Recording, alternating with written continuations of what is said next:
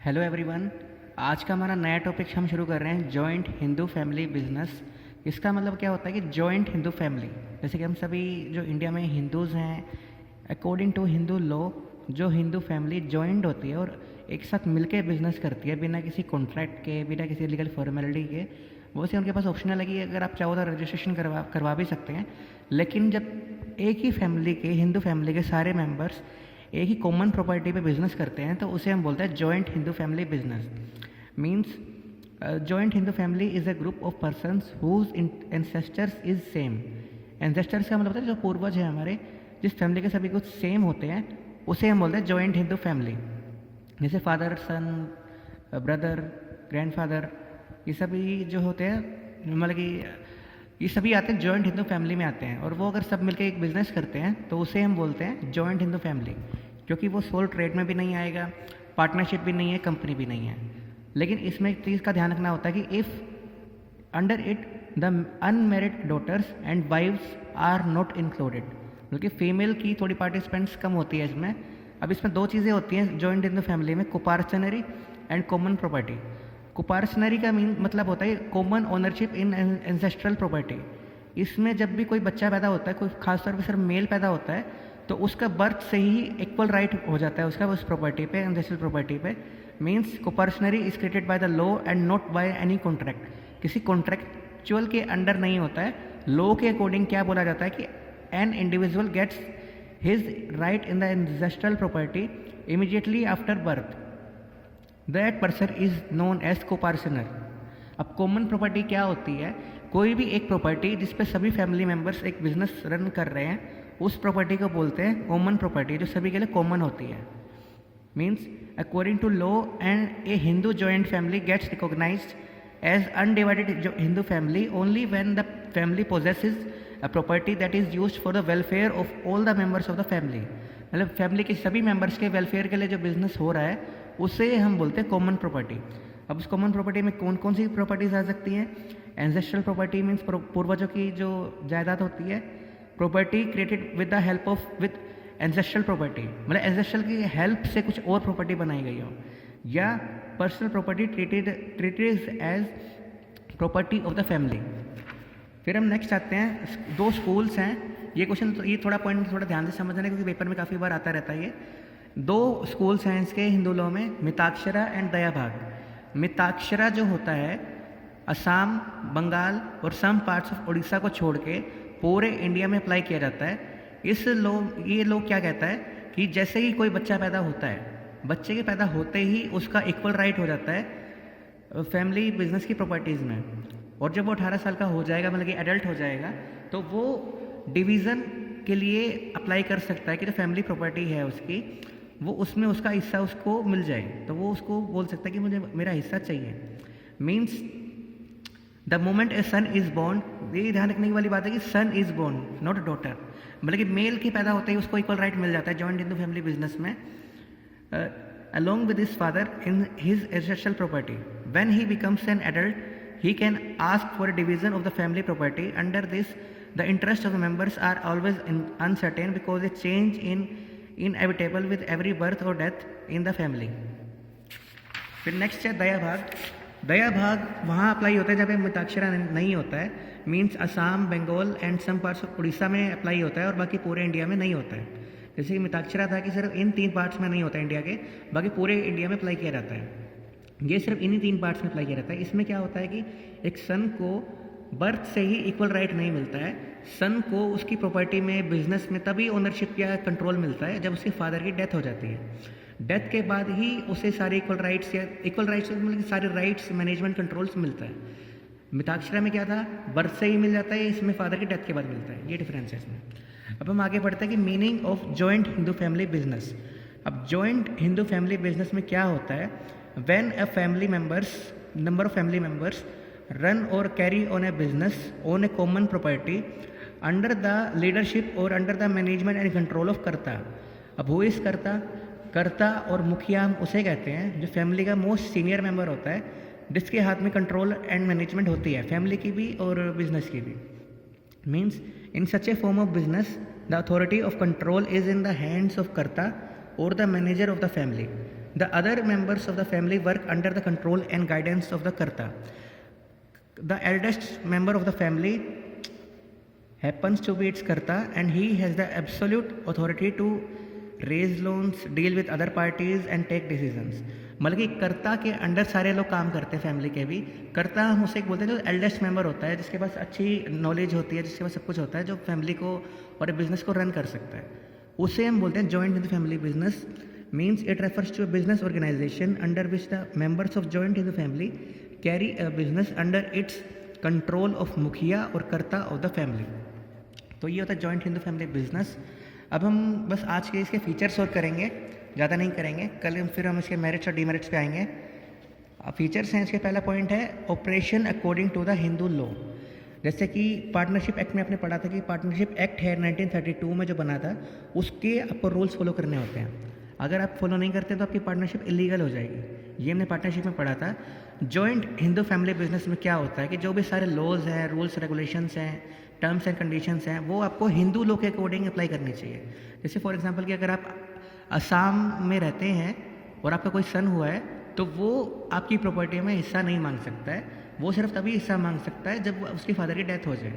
तो ये एक तरह से हिंदू लॉ है.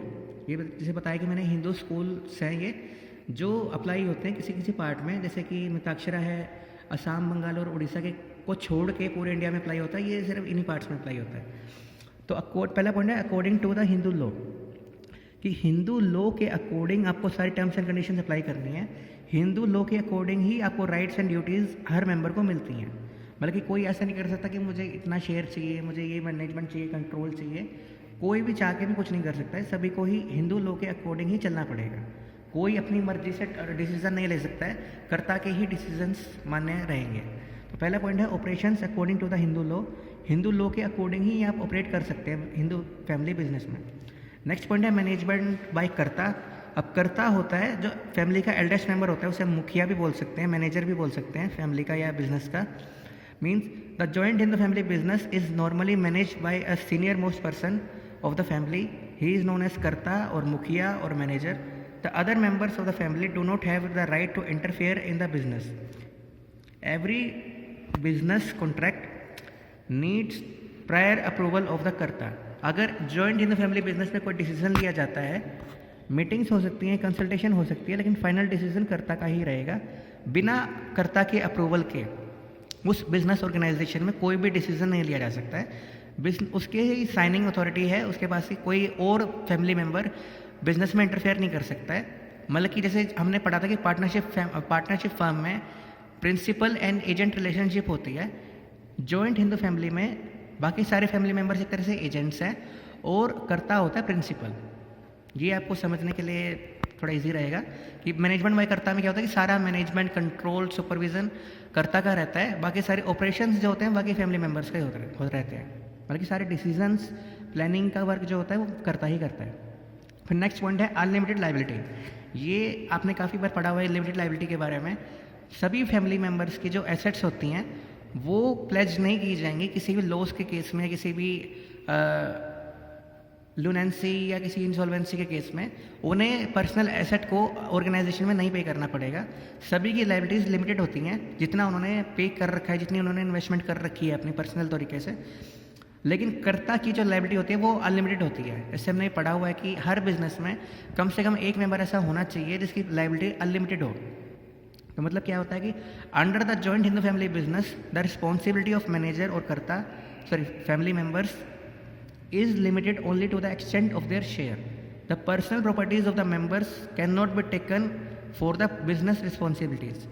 This is also an important fact that in the joint Hindu family business, responsibility of Karta is unlimited and his personal property is also responsible to discharge his business responsibility. मतलब कर्ता की जो liabilities हैं वो unlimited होती है, बाकी सभी फैमिली मेम्बर्स की लाइबिलिटी लिमिटेड होती है. जितना उन्होंने पे कर रखा है ऑलरेडी वहाँ तक उसकी लिमिटेड रहती है सभी की. फिर नेक्स्ट पॉइंट है परमानेंट एग्जिस्टेंस. जैसे हमने सोल ट्रेड में और पार्टनरशिप में हमने पढ़ा था कि एग्जिस्टेंस परमानेंटली नहीं होती है कि कोई एक पार्टनर मर गया, कोई सोल ट्रेडर मर गया तो बिजनेस खत्म हो जाता है. लेकिन इसमें क्या होता है कि कंपनी की तरह ही किसी की डेथ से, इंसॉल्वेंसी से, ल्यूनेंसी के केस में भी ऑर्गेनाइजेशन बंद नहीं होती है, चलती रहती है. तो इसकी एग्जिस्टेंस परमानेंटली रहती है. और टेम्परेरली नहीं है कि कोई ऐसा कुछ नहीं है कि भाई कल बंद हो जाएगी, परसों बंद हो जाएगी। अगर कोई एक दो फैमिली मेम्बर मर भी जाते हैं, छोड़ के चले जाते हैं, तो भी बिजनेस ऑर्गेनाइजेशन चलती रहती है जॉइंट हिंदू फैमिली बिजनेस में। क्योंकि जॉइंट फैमिली है तो काफ़ी सारे मेंबर्स इसमें होते हैं, तो बिजनेस चाहे इंसॉल्वेंट, कोई पर्सन इंसॉल्वेंट हो जाए तो भी, कोई पागल हो जाए तो भी, कोई किसी की डेथ हो जाए तो भी, लेकिन ये बिजनेस ऑर्गेनाइजेशन की एग्जिस्टेंस परमानेंटली रहती है, लंबे टाइम तक रहती है। तो मीन्स परमानेंट एग्जिस्टेंस, जैसे कि सोल्ड प्रोप्राइटरशिप में एंड पार्टनरशिप फर्म में जो एग्जिस्टेंस होती है लंबे टाइम तक ये परमानेंटली नहीं रह सकती है, लेकिन जॉइंट हिंदू फैमिली में कंपनी की तरह ही एग्जिस्टेंस परमानेंट रहती है। नेक्स्ट पॉइंट है मेंबरशिप बाय बर्थ। जैसे हमने पढ़ा था कि मिताक्षरा में क्या होता है कि किसी भी सन को बर्थ से ही सारा इक्वल राइट मिल जाता है उसकी प्रॉपर्टी में। जो हिंदू अनडिवाइडेड फैमिली बिजनेस होता है, means a child gets a right in the property of the Hindu undivided family business with his birth, he automatically becomes a member of the business. मतलब कि कोई सन है, कोई बेटा है, कोई लड़का है, उसके पैदा होते ही उसको इक्वल राइट सारे मिल जाते हैं। जॉइंट हिंदू फैमिली बिजनेस में उसका एक शेयर शुरू हो जाता है, मतलब कि वो मेंबर बन जाता है बिजनेस का। 2 पॉइंट्स हो रहते हैं। एक है, इससे अब क्लियर हो जाएगा कि चाइल्ड का मतलब क्या होता है। Only male members can be the copartner in the joint Hindu family business. Copartner का मतलब आपको मैंने बताया है कि जिसका बर्थ से ही बिजनेस में राइट या शेयर शुरू हो जाता है, उस चाइल्ड को हम बोलते हैं copartner. According to the Hindu succession act 1956, a women after the death of her husband in the absence of male successor can become the copartner of the family business. For example कोई करता है, उसकी death हो जाती है, या कोई उसका जो हस्बैंड है वो किसी आउट ऑफ स्टेशन है, तो उस केस में जो वाइफ है वो हस्बैंड के बिहाफ पे डिसीजन ले सकती है और उसे भी कोपार्टनर बनाया जा सकता है, लेकिन only in cases death of his husband और in case absence of his male successor. मतलब कि क्या होता है कि मेल मेंबर्स तो बर्थ से ही कोपार्टनर बन जाते हैं, लेकिन फीमेल को कब बनाया जाता है, जब उसके जो हस्बैंड है, जिसका मैनेजमेंट कंट्रोल है, ये जो कोई डिसीजन टेकिंग पावर है, अगर वो एब्सेंट है या किसी डेथ हो चुकी है, तो उस केस में उसे कोपार्टनर बनाया जा सकता है। लास्ट पॉइंट है रजिस्ट्रेशन का। जैसे कि सोल ट्रेड में, सोल प्रोप्राइटरशिप में और पार्टनरशिप में कोई कंपल्शन नहीं है कि आपको रजिस्ट्रेशन कराना ही कराना है, तो वैसे ही जॉइंट हिंदू फैमिली बिजनेस में भी होता है। There is no need of any registration of the joint Hindu family business, there is no need to complete any legal formality for its establishment. आप एक जॉइंट हिंदू फैमिली जो है, बिजनेस जो फैमिली है, वो कभी भी बिजनेस स्टार्ट कर सकती है अपनी प्रॉपर्टी को कंबाइन करने के बाद में, या एंसेस्ट्रल प्रॉपर्टी के ऊपर। वो उसे कोई रजिस्ट्रेशन या कोई लीगल फॉर्मेलिटीज़ को फॉलो करना कोई मैंडेटरी उस पर नहीं होता है। तो ये था हमारा अच्छा topic, joint Hindu family business क्या होता है। कि जब हम एक एंसेस्ट्रल प्रॉपर्टी पे, कॉमन प्रॉपर्टी पे हम बिजनेस करते हैं, एक जॉइंट हिंदू फैमिली बिजनेस करती है हिंदू लॉ के अकॉर्डिंग। इसके डेफिनेशन थोड़ा ध्यान से सुनना कि when a number of family members of Hindu family run or carry on a business on a common property or an ancestral property with having limited liabilities and karta having unlimited liabilities is known as joint Hindu family business। इसमें 2 चीज़ें होती हैं, कोपार्टनर and common property. Definition थोड़ा ध्यान से note down कर लेना चाहे। डेफिनेशन में से आपको मैं स्कूल जब ओपन होंगे तो भी आपको लिखवाई जाएगी, ये सबको याद भी रहे और समझ में भी आ जाए। कोपार्टनर होता है जब सन को इक्वल राइट मिल जाता है बर्थ से ही, तो उसे सन को बोलते हैं कोपार्टनर। और कॉमन प्रॉपर्टी क्या होती है, जो फैमिली बिजनेस की सभी वेलफेयर के लिए यूज़ की जाती है, कॉमन प्रॉपर्टी उसको बोलते हैं। फिर मिताक्षरा क्या होता है कि Assam, Bengal and some parts of Orissa को छोड़ के पूरे इंडिया में अप्लाई किया जाता है। इसमें क्या होता है कि सन को इक्वल, मतलब कि सन को पूरा शेयर मिल जाता है प्रॉपर्टी में, बर्थ से ही उसका राइट मिल जाता है उसे, और 18 साल का होता ही वो डिवीज़न के लिए अप्लाई कर सकता है कि मुझे अपने प्रॉपर्टी में हिस्सा चाहिए। दया भाग में क्या होता है कि ये जहाँ पे मिताक्षरा नहीं होता वहाँ पे दया भाग अप्लाई होता है, मतलब कि असम, बंगाल एंड उड़ीसा में। इसमें क्या होता है कि सन को बर्थ से कोई इक्वल राइट नहीं मिलता है, उसे सिर्फ उसके फादर की डेथ के बाद ही राइट मिलता है उसके बिजनेस में। फिर जॉइंट हिंदू फैमिली क्या होता है, जिसमें कर्ता की मैनेजमेंट होती है, बाकी सभी मेंबर्स की लाइबिलिटीज़ लिमिटेड होती है और कर्ता की अनलिमिटेड होती है। सभी मैनेजमेंट कंट्रोल कर्ता का रहता है, सारे decision taking power, control, management, guidance कर्ता की रहती है। कर्ता इसमें प्रिंसिपल है, बाकी सभी फैमिली मेंबर इसमें एजेंट्स की तरह काम करते हैं। फिर है पहला पॉइंट है operation according to Hindu law. Hindu law के अकॉर्डिंग जो सारे टर्म्स एंड कंडीशंस है, लॉज हैं, वो आपको फुलफिल करने पड़ते हैं। मैनेजमेंट सारा कर्ता का रहता है, बिना किसी अप्रूवल के कर्ता के कोई भी डिसीजन नहीं लिया जा सकता है। लिमिटेड लाइबिलिटी, सभी फैमिली मेम्बर्स की लाइबिलिटी लिमिटेड होती है, लेकिन कर्ता की लायबिलिटी अनलिमिटेड होती है। जैसे मैंने को बताया कि एक मेंबर की लायबिलिटी अनलिमिटेड होनी कंपलसरी होती है, तो वो कर्ता होता है। परमानेंट एग्जिस्टेंस की किसी के मरने से, छोड़ के जाने से, पागल हो जाने से, इंसॉल्वेंट हो जाने से फैमिली बिजनेस बंद नहीं होता है, चलता रहता है। तो इसकी कंपनी की तरह एग्जिस्टेंस लॉन्ग टर्म की होती है। मेंबरशिप बाय बर्थ की बर्थ से ही एक किसी चाइल्ड का उसमें बिजनेस में शेयर या मतलब कि एक तरह से राइट मिल जाता है उसे।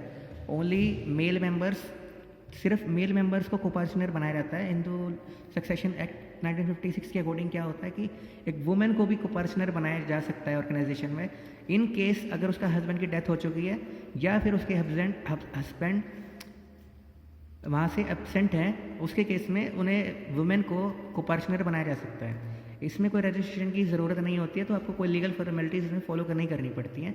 तो ये था अच्छा टॉपिक। Thank you. कल हम पढ़ेंगे इसके बारे में merits of joint in the family business, demerits और limitations of joint in the family business, और कल ये चैप्टर कंप्लीट हो जाएगा। फिर हम आएंगे कोऑपरेटिव सोसाइटी पे। तो ये 2 दिन का ही टॉपिक है, ये छोटा सा ही है लेकिन थोड़ा समझने वाला है। लेकिन आप इसे समझ लें और कहीं प्रॉब्लम आए तो मुझसे पूछ लें। Thank you.